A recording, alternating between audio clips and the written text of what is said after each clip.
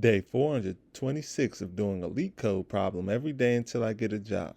All right, y'all, we're back again another day, another LeetCode problem where we're doing daily LeetCode problems. And today we have question number 3304. Find the kth character in string game 1. The difficulty level is easy, so you already know we're going to keep the solution as simple and easy to understand as well.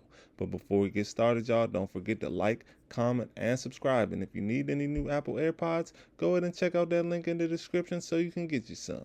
Now let's see what the question says. Alice and Bob are playing a game. Initially, Alice has a string word which equals a. You are given a positive integer k. Now Bob will ask Alice to perform the following operation forever. Generate a new string by changing each character in word to its next character in the English alphabet and append it to the original word. For example, the operation on C generates CD, and performing the operation ZB generates ZBAC. Return the value of the kth character in word after enough operations have been done for word to have at least k characters. Note that the character Z can be changed to A in the operation. All right, y'all, so that sounds simple enough, but let's go ahead and take a look at these examples anyway, just to make sure that we're doing this problem correctly. So in example 1, we have our input k equals 5, our output is b. The explanation says initially we have word equals a. We need to do the operation 3 times. So we need first, let's go over why we need to do the operation 3 times. We need to do the operation 3 times so that we can have a string that is long enough that has at least 5 characters, right? So if we only do the string 1 time, or say if we only do the string 1 time, then the output will only have 2 characters. So we'll have to keep going until we have at least 5 characters, because we have to find, since k equals 5, we have to find the 5th character. So we start with A.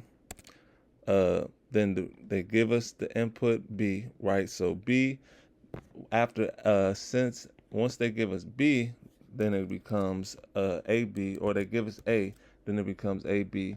Then after B, the generated string becomes BC. So then we append the BC to AB. So then it becomes ABBC.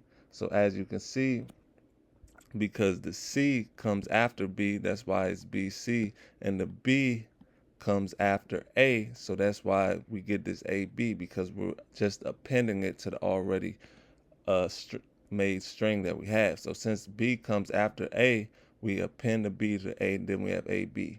Then we have BC because C comes after B, so we append the BC, and now we have ABC. Then after this, as you can see, we have B comes after A, C comes after B, C comes after B, D comes after C. So as you can guess, the next string is going to be BCCD, right? That's where this comes from right here. So when we append that, and we get ABBC, then we get BCCD, right? And as you can see, up until here, all of the characters do not, or all of the strings, none of the strings, I should say, none of the strings have a count of up to 5, so we can't find the kth character. But once we get here, now we're able to find the 5th character, because this string has at least 5 characters, right? So the 5th character will be 1, 2, 3, 4, 5, which means B is the 5th character, and that's why we return B, y'all. So I hope that made sense to y'all. But just in case it didn't, let's go ahead and take a look at example 2, right? So example 2, we have the input k equals 10. So this time, let's see, we have 1, 2, 3, 4, 5, 6, 7, 8. So we would just need to do this operation one more time to get 10 to get at least 10 characters. So these would be the same. Then we do it one more time. So we start with A, B, B, C, B, C, C, D. Then we need to append what comes after. So it would be B, C, C, D. Then it would be C, D, D, E. Boom. So this would be the next string that would come after, right? Because we'd have the ABC the ABBC, then the BCCD that we already have, and then after that we would have to append this BCCD CDDE after, because those are the characters that come after this, right? And then so once we have this string, now we have 10 characters that we can see, or that we can use to find what the 10th character would be. And as you can see, it'd be 1, 2, 3, 4, 5, 6, 7, 8, 9, 10. So once again, this would be the 10th character in the operation, which is C. So that's how we got our output of C, y'all. So I hope that made sense to y'all. All we're doing is finding the character that comes after and appending it. So right here, the character that comes after A is B, so we append B. Boom. Now we need to find the characters that come after A and B and then append it. So we find the characters that come after A and B, which are B comes after A, C comes after B, so we append BC to the already AB that we already have. So then we are left with this ABBC. Then we do the same thing, and then we append this to the ABBC that we already have, and so on and so on. We append this to this, and that's how we got this final string for our example 2. So I hope that made sense to y'all. I know it's a little bit confusing to understand at first, but once you understand how the operations work, it'll make more sense. But now that we understand the question, y'all, let's get into the fun part, the actual solution. Solution is not that difficult at all, so let's get started.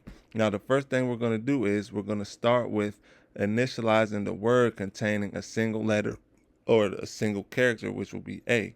So for that, we're going to declare a variable called word, say colon, and it's going to be an array of characters, right? Because we're going to have to append to it, and then we could start it off with just the string A. Boom, right? Then we need to create an array of characters from A to Z, and we're going to put an A after the Z as well, which will allow safe access to the next character in the cycle if we get to a Z, right? Because A comes after Z. So I'll explain it to you once we write it. So we'll say declare a variable called arr, set that equal to an array, open up the parentheses. It's going to be a string, so open up the quotation marks, and we're just going to say A, B, C, D, E, F, G, H, I, J, K, L, M, N, O, P, Q, R, S, T, U, V, W, X, Y, and Z.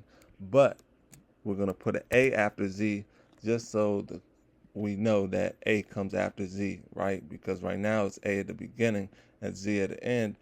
The compiler might not know A comes back around after Z, so we're just going to put an A right here after Z so the compiler knows that A comes after Z.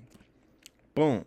Now we're going to keep generating the word until its length reaches at least K characters, right? Or equals K or more characters. So for that, we're going to say while word dot count is less than or equal to K, we're going to open up the brackets, and for each character currently in word, we're going to say for CH in word, we're going to find the index of the character in the alphabet array.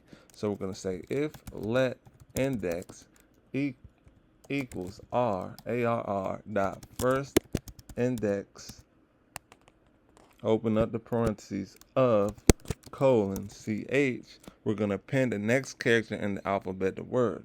So to do that, we're going to open up the brackets and we'll say word dot append, open up the parentheses, ARR square bracket, index plus 1, just like that.